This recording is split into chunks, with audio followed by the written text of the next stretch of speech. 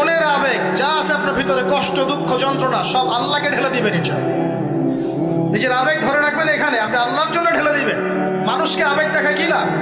মানুষ আপনার চোখের পানির মর্ম বুঝবে? মানুষ কি মানুষের চোখের পানির মর্ম বোঝে? আপনার পিতা যদি মারা যায়, আমার কাছে এসে দোয়া চান, কান্নাকাটি করে, আমি দোয়া করতে পারবো, কিন্তু আমি কিন্তু আপনার ফিলিংসটা বুঝতে পারবো। আপনার অনুভূতি কে বুঝতে পারবেন? আল্লাহ পাক আপনার ঘাড়ের রগের চেয়েও কাছে আছে। সুবহান সুবহান, আল্লাহ পাক ঘাড়ের রগের চেয়ে কাছে আছে। গতকালকে বাংলাদেশের একজন বরেণ্য আলেমের সাথে একটা কনফারেন্সে ছিলাম। উনি বলছিলেন যে এক ব্যক্তি, এটা শোনেন, এক ব্যক্তি খুব তার শখ যে তিনি সাহাবীদের মতো নামাজ পড়া শিখবেন। কথা বুঝতে পারছেন? সাহাবীদের মতো নামাজ শিখবেন। তো একজন বরেণ্য আলেমের কাছে এসেছেন, এসে বলছেন যে আমাকে সাহাবীদের মতো নামাজ শিখিয়ে দেন। তখন সেই আলেম আরেকজন আলেমের সন্ধান দিয়েছেন, যে তুমি তার কাছে যাও, তিনি শেখাবেন। তো সেই ব্যক্তি একটু অবাক হয়েছেন, কারণ যাকে প্রশ্ন করেছিলেন তিনি অনেক বড় মুহাদ্দিস, আর যার কাছে পাঠানো হচ্ছে তিনি অত বড় মুহাদ্দিস নন, কিন্তু আবেদ, আমল করে। তাকে গিয়ে বলছেন উনি আমাকে পাঠিয়েছেন সাহাবী মারা নামাজ শিখিয়ে দেন। তখন তিনি বলছেন ঠিক আছে, সুন্দর করে উজু করে আসো, সুন্দর করে উজু করে আসো। উজু করার সময় খালি খেয়াল রাখবা যে আমি উজু করছি শুধু আল্লাহর সন্তুষ্টির জন্য। কি খেয়াল রাখবেন? উজু করছি শুধু আল্লাহকে রাজি খুশি করার জন্য উজু করছে, আর কোনো উদ্দেশ্য নাই আমার। উজু করতে যাচ্ছে, তিনি আবার বলছেন দাঁড়াও, শুধু আল্লাহকে রাজি খুশি করার জন্য উজু করো। আবার শুরু করছেন, আবার বলছেন শোনো, শুধু আল্লাহকে রাজি খুশি করার জন্য উজু করো। এভাবে বলতেই আছেন, নামাজে দাঁড়িয়ে আছেন, দাঁড়ানোর আগে বলছেন শোনো, শুধু আল্লাহকে রাজি খুশি করার জন্য নামাজ পড়ো। বলতেই আছেন। এক পর্যায়ে সে ব্যক্তি নামাজ শুরু করলো, নামাজে মনোযোগ এদিক ওদিকে যায়, আর তার মাথায় এটা আসে, এই শুধু আল্লাহকে রাজি খুশি করার জন্য আমাকে নামাজ পড়তে হবে, শুধু আল্লাহকে রাজি খুশি করার জন্য নামাজ পড়তে হবে। এই চিন্তা তার মনের মধ্যে ঘুরপাক খাচ্ছে। এভাবে নামাজটা সে শেষ করে চিন্তা করছে যে নামাজ তো পুরোপুরি মনোযোগ দিতে পারলাম না। বারবার মাথার মধ্যে এরকম চিন্তা আসছে, আল্লাহ আমাকে তো মাফ করে দাও, নামাজটা আমার মনে হলো না ঠিক মতো। তখন সে ফিরে এসে তার সে ওস্তাদকে বলছেন, আমার তো নামাজ এরকম করে পড়লাম, কিন্তু শেষমেশ মনে হলো যে নামাজটা হয়তো কবুল হয় নাই, আল্লাহর কাছে খুব মাফ চাইলাম, আল্লাহ আমাকে মাফ করে দাও, নামাজটা মনে হলো না। তখন সেই যে প্রথম ব্যক্তি যিনি পাঠিয়েছেন তিনি বলছেন, এটাই হলো সাহাবী বলা নামাজ। তারা আল্লাহকে রাজি খুশি করার জন্য নামাজ পড়তেন, নামাজ শেষ করে আল্লাহর কাছে ইস্তেগফার করতেন, আল্লাহ কিছুই হলো না, কিছুই হলো না। আমার কথা কি বুঝতে পারছেন? অতএব আল্লাহকে রাজি খুশি করার জন্য আপনি আপনার আবেগ, আপনার ইবাদত সব ঢেলে দিবেন, অন্য কারো কাছে কিছু পাওয়ার আশা করুন। অতএব নামাজ আপনার মাদকের দিকে যাওয়া লাগবে না, নামাজই আপনার হতাশা দূর করে দেবে ইনশাআল্লাহ। 2 নাম্বার আমল হচ্ছে কোরআন তেলাওয়াত। যে ব্যক্তি কোরআন তেলাওয়াত করতে পারে নিয়মিত, তার মনের মধ্যে এই হতাশা, এই ভীরুতা, এই কাপুরুষতা কিচ্ছু আসবে না ইনশাআল্লাহ। আমি গ্যারান্টি দিচ্ছি আপনাকে, হতাশা আসবেই না আপনার মনে যদি আপনি কোরআন বুঝতে পারেন। কোরআনের একটা আয়াত নিয়ে কোনো সময় দেখা যায় 2-3 ঘন্টা সময় পার হয়ে যাচ্ছে, আয়াতটা ছেড়ে সামনে যেতে পারছি না। কোরআনের ভিতরে ঢুকলে আপনি দুনিয়ায় ভুলে যাবেন কি হচ্ছে আশপাশে। আমি এমন অনেক আলেমকে দেখেছি যে একটা বই, পাতলা একটা বই, আরবি বই নিয়ে পড়া শুরু করেছেন, যে ফজরের পরে জোহরের ওয়াক্ত হয়ে যাচ্ছে, বইটাই শেষ করতে পারেন, বুঝতে পারবেন না। যখন আপনি ইলমের ভিতরে ঢুকে যাবেন, কোরআনের ভিতরে, হাদিসের ভিতরে, আপনার দুনিয়ার খেয়ালই নাই। একজন আলেম তিনি এক রাত্রে একটা বই লিখেছিলেন, চটি বই, এক রাত্রের মধ্যে। বলা হচ্ছে, তার সম্পর্কে বলা হচ্ছে যে রাতের খাবার তাকে দেয়া হয়েছে, যে আপনি এটা খেয়ে নেন। তো যে খাবারটা পাশেই আছে, খাবারটা খাবো, এটা লিখে খাবারটা খাবো, এরকম তার চিন্তা ছিল। ফজর হয়ে গেছে, বই লিখাও শেষ, খাবার এই অবস্থায় পড়ে আছে, ডুবে গেছেন ভিতরে, খাওয়ার মাথায় খেয়াল নাই। এরকম হয়। একজন মনীষী, বিখ্যাত মনীষী, রিয়াদুস সালেহীন কিতাবের রাইটার, সংকলক আল্লামা নববী রাহিমাহুল্লাহ, এরকম সারা রাত চলে গেছে, পাশে 2টা খেজুর, ওই 2টা খেজুর খাওয়ারই সময় পাবে, হাদিস নিয়ে গবেষণা করতে রাত পার হয়ে গেছে। আমি বলতে চাচ্ছি, যখন ইলমের ভিতরে, কোরআন হাদিসের ভিতরে ঢুকে যাবেন, আপনার দুনিয়ার খেয়াল আপনার চলে যাবে, এই টেনশন, হতাশা, এই সেই বাদ। তখনই আল্লাহ পাক আপনাকে তার পক্ষ থেকে রহমত দিবেন, বরকত দিবেন, আল্লাহ আপনার দুনিয়ার কাজগুলো করে দিবেন ইনশাআল্লাহ। তখন দেখবেন কেউ আপনার দুনিয়ার ওই কাজটা করে দিয়েছে, কেউ ওই কাজটা করে দিয়েছে, কেউ বাসায় খাবার পাঠিয়ে দিয়েছে, আল্লাহ পাকই এগুলো করাই দিবেন ইনশাআল্লাহ। তো প্রিয় ভাইরা, মাদকে যাবো না আল্লাহর কাছে আসবো? 2 নাম্বার কোরআন তেলাওয়াত, 3 নাম্বার আল্লাহর জিকির। 3 নাম্বার কি ভাই? আল্লাহর জিকির। চলতে ফিরতে সব সময় মুখ চলতে থাকবে, মুখ না চললেও মনে মনে মন তাজা থাকবে, মনে মনে জিকির হতে থাকবে। মনে মনে জিকির করতে পারেন? মুখ নড়বে না, কিন্তু মনে মনে আপনার একটা জিকির হতে থাকবে। সুবহানাল্লাহ বা আলহামদুলিল্লাহ, লা ইলাহা ইল্লাল্লাহ, আল্লাহু আকবার। করা যাবে? পারে। মানুষের মন কখনো চুপ করে থাকে না, কিন্তু মানুষের মন অলওয়েজ কিছু না কিছু চিন্তা করতেই থাকে, করতে থাকে না, যতক্ষণ না ঘুমায় মানুষ। তো প্রিয় ভাইরা, বেশি বেশি জিকির করবো। সুবহানাল্লাহ, আলহামদুলিল্লাহ, লা ইলাহা ইল্লাল্লাহ, আল্লাহু আকবার, লা হাওলা ওয়ালা কুওয়াতা ইল্লা বিল্লাহ, এগুলো চলতে থাকবে। আল্লাহ পাক তৌফিক দান করুন। আমরা আমাদের সমাজে যুবকদেরকে এরকম টিকটকে দেখছি, অনলাইনে আসক্ত দেখছি, জেনায় আসক্ত দেখছি, পর্নোগ্রাফিতে আসক্ত দেখছি। আমরা দেখছি আমাদের যুব সমাজকে মাদকে আসক্ত, কিশোর গ্যাংয়ে আসক্ত। এগুলো কি আমাদের কাম্য ছিল ভাই? আমাদের কাম্য ছিল? এই অবস্থায় কি যুব সমাজ আল্লাহ পাকের দিনের পতাকা হাতে নিয়ে আল্লাহর জমিনে দিন কায়েম করতে পারবে কিনা একটু আমাকে উত্তর দেন দেখি। এখন এই অবস্থায় পারবে? অতএব অবস্থার উন্নতি করতে হবে কিনা? উন্নতির জন্য রাজি আছি কিনা ইনশাআল্লাহ? আমরা চাই কি আল্লাহ পাকের দিনটা আল্লাহর জমিনে প্রতিষ্ঠা লাভ করুক, আল্লাহর দিন সবার ঘরে ঘরে পৌঁছে যাক। আল্লাহ পাকের দিনের যে সৌন্দর্য সবাই সেটাই, এই সৌরভটা সবাই পাক। আমরা চাই কিনা? সমাজে শান্তি প্রতিষ্ঠা হোক, আবার সেই রাসূলের মতো যুগ চলে আসুক, আমরা চাই কিনা? অতএব আমাদের সবাইকে যৌবনের এই প্রলোভনগুলো থেকে বেরিয়ে এসে আল্লাহ পাকের ইবাদতে আত্মনিয়োগ করতে হবে। আল্লাহ পাক আমাদের সবাইকে তৌফিক দান করুন, বলি আমিন। আমাদের সবাইকে আল্লাহ রাব্বুল আলামিন কোরআন এবং হাদিসের গভীর জ্ঞান অর্জন করার তৌফিক দান করুন, বেশি থেকে বেশি ইবাদত করার তৌফিক দান করুন। আল্লাহ পাক সবাইকে হারাম সমস্ত রিজিক থেকে বাঁচিয়ে রাখুন, জেনা, ব্যভিচার এবং নারীর ফিতনা, মাদক থেকে আল্লাহ বাঁচিয়ে রাখুন। আল্লাহ পাক আমাদের সবাইকে হালাল রিজিক, হালাল সম্পর্ক যথেষ্ট করে দিন। আল্লাহ পাক আমাদের সবাইকে যেন দিনের দাওয়াতের মেহনত করার তৌফিক দান করেন এবং আলেম ওলামার সাথে পরামর্শ করে দিন শেখার এবং বোঝার তৌফিক দান করেন। আর লেকচার শেষ করার আগে দুটো বিষয় বলে শেষ করছি, একটু মনোযোগ দিন। একটা হচ্ছে আমাদের যুবতী দিনী বোনদের জন্য। এখানে বোনরা আছেন না? আছেন কি না? দিনী বোনরা আছেন? একটা নসিহত দিনী বোনদের জন্য আমি একটা নসিহত করতে চাচ্ছি, একটা নসিহত। আমার এই একটা নসিহত একটু মন দিয়ে শুনুন প্রিয় দিনী বোন। রাসূলুল্লাহ সাল্লাল্লাহু আলাইহি ওয়াসাল্লাম আমাদের দিনী বোনদের জন্য জান্নাতে যাওয়ার একটা ফর্মুলা বলে দিয়েছেন। আমি কি বলবো সেটা? আচ্ছা, রাসূলুল্লাহ সাল্লাল্লাহু আলাইহি ওয়াসাল্লাম বলেছেন আমাদের দিনী বোনেরা, আমাদের মায়েরা, এই নারী জাতি মাত্র 4টা কাজ করলে জান্নাতের যে কোনো দরজা দিয়ে ইচ্ছা প্রবেশ করতে পারবে। খুশি হন নাই? কয়টা কাজ? মাত্র 4টা। এক, যদি আমাদের দিনী বোনেরা 5 ওয়াক্ত নামাজটা ওয়াক্ত মতো পড়ে, আল্লাহ পাক তৌফিক দান করুন, বলি আমিন। 2 নাম্বার, যদি তারা রমাদান মাসের রোজাটাকে ঠিক মতো আদায় করতে পারে। 1 নাম্বার 5 ওয়াক্ত নামাজ ঠিকঠাক আদায় করা, 2 নাম্বার রমজান মাসে সওম রাখা, 3 নাম্বার তাদের লজ্জাস্থানের হেফাজত করা, মানে শরঈ পর্দা মেনটেন করা, শরঈ পর্দা মেনটেন করা। এবং আমি বলে দেই, চেহারাটা আপনাদের পর্দার অন্তর্ভুক্ত। এটা নিয়ে অনেক বাকবিতণ্ডা হয় না সমাজে, চেহারা দেখানো যাবে কি যাবে না ইত্যাদি। চেহারা আপনার পর্দার অন্তর্ভুক্ত বিষয়, ফুল স্টপ। এর উপরে ফতোয়া অনেকভাবে দিচ্ছে, কিন্তু বরেণ্য উলামায়ে কেরামের কিতাবগুলো ঘাটাঘাটি করেন, তাদের ফতোয়া হচ্ছে চেহারা আপনার পর্দার অন্তর্ভুক্ত বিষয়, চেহারা ঢেকে রাখবেন, আল্লাহ পাক তৌফিক দান করুন। চোখ থাকবে খোলা, ঠিক আছে। 4 নাম্বার, স্বামীর আনুগত্য করতে হবে। স্বামীর আনুগত্য, এই যে আনুগত্য শব্দ শুনলেই মানুষের একটা মানে নেগেটিভ ধারণা তৈরি হতে পারে। স্বামীর আনুগত্য মানে কি আমি তার দাসত্ব করব? আনুগত্য মানে, প্রিয় দিনী বোন, আনুগত্য মানে দাসত্ব নয়। আনুগত্য মানে কোরআন সুন্নাহর যে বিধানগুলো আপনার স্বামী আপনাকে পালন করতে বলবে, আপনি সেগুলো করবেন, আপনি করতে বাধ্য।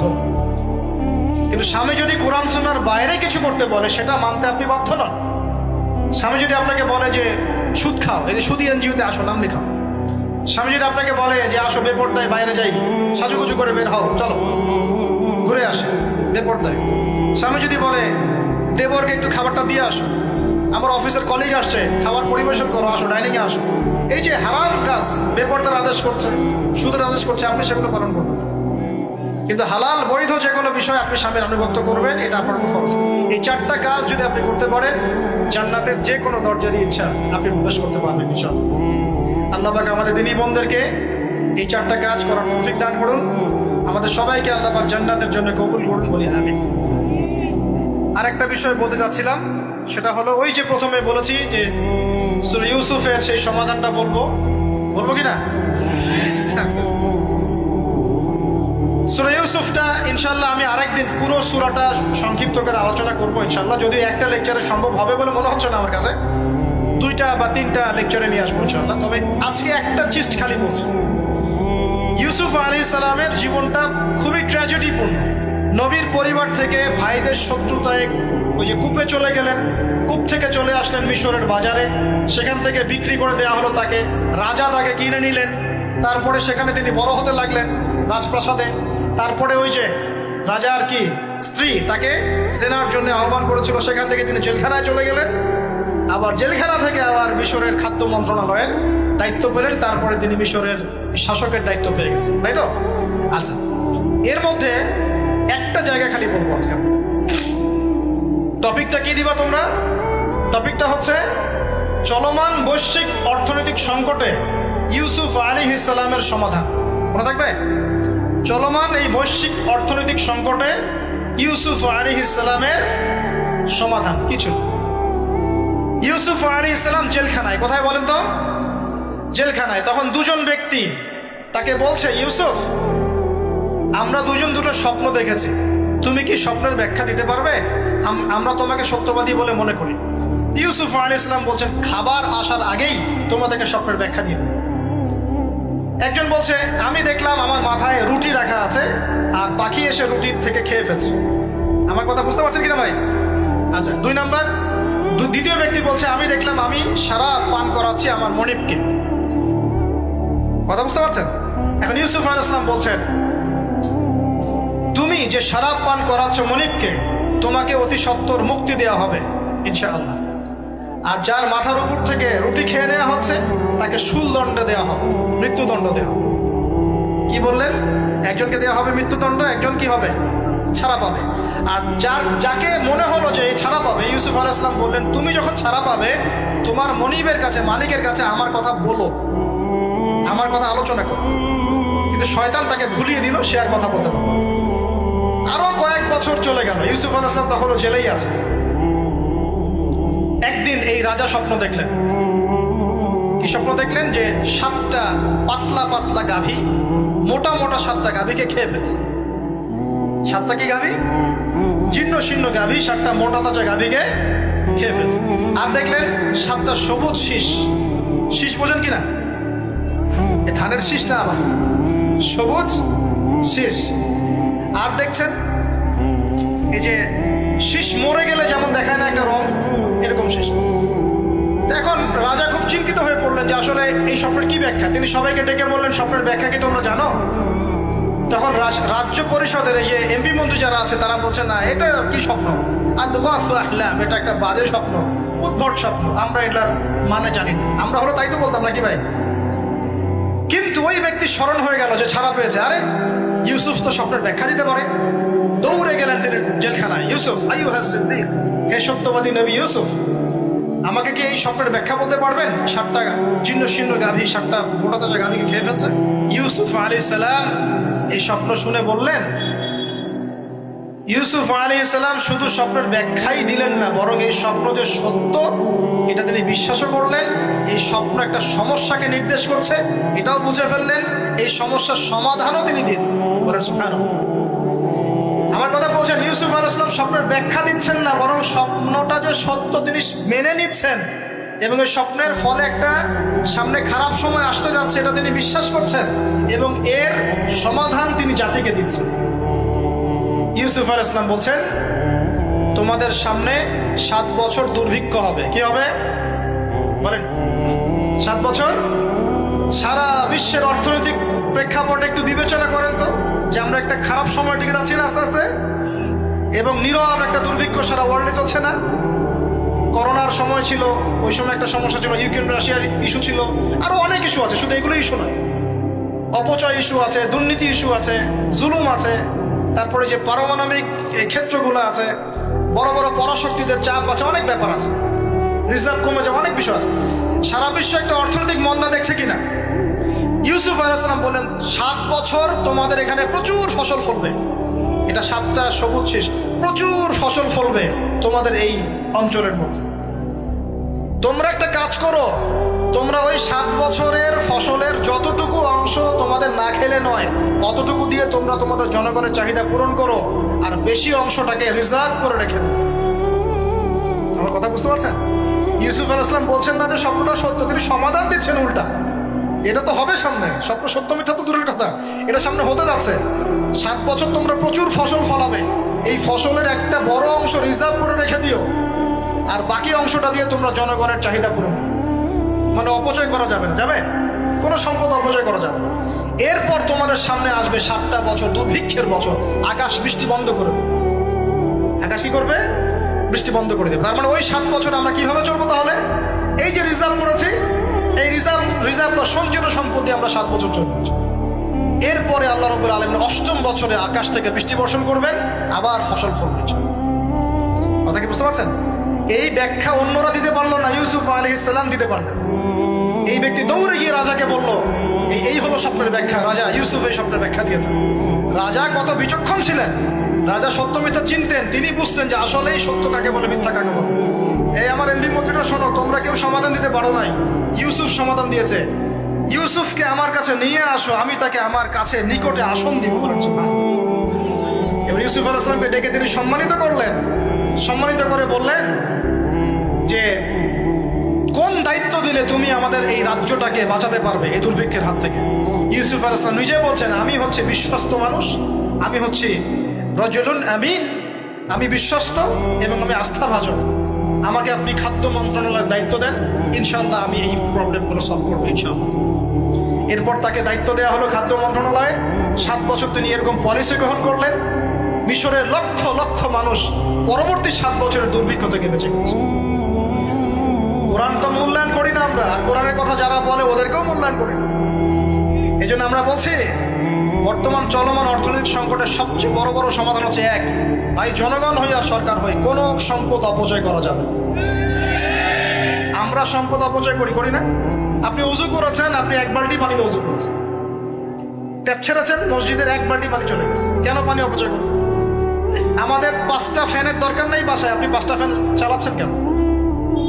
আপনি ঘর থেকে বের হলেন, ফ্যান চলছে, কেন চলছে? ঘর মুছেছেন, ফ্যান ছেড়ে দিয়েছেন, এই যে পাখা বাতাসে শুকাবে মাটি, কেন? এসি চালিয়েছেন, 24 ঘন্টা চালানোর কি দরকার? 2 ঘন্টা চালিয়ে বন্ধ করলে হয়। বিদ্যুতের ব্যাপার, গ্যাসের ব্যাপার, তেলের ব্যাপার, আমরা কি কম অপচয় করি মনে হচ্ছে আপনার কাছে? আমরা প্রচুর অপচয় করি। আর আমরা জনগণরা সাধু না, আমরা বেশি অপচয় করি। আমরা অপচয় করি না ভাই? প্রমাণ আপনি নিজের বাসায় পাবেন। পানির অপচয়, আপনার তেলের অপচয়, আপনার গ্যাসের অপচয়, আপনার বিদ্যুতের অপচয়, এগুলোর উপর কঠিন আইন করা দরকার। অপচয় করলে শাস্তি দিতে হবে, অপচয় করা যাবে না। অপচয় কমালে কি হবে? আমরা সম্পদ বেশি রিজার্ভ করতে পারবো। এই যুগে কি কি সম্পদ রিজার্ভ করলে আমরা সচ্ছল হতে পারবো, এই হেদায়েতগুলো আপনাকে ওই সোকল্ড প্রোটেস্ট্যান্ট মৌলবীরা দিতে পারবে না ইনশাআল্লাহ তাআলা, কারণ তাদের কাছে ইকোনমিক্সের জ্ঞান নাই।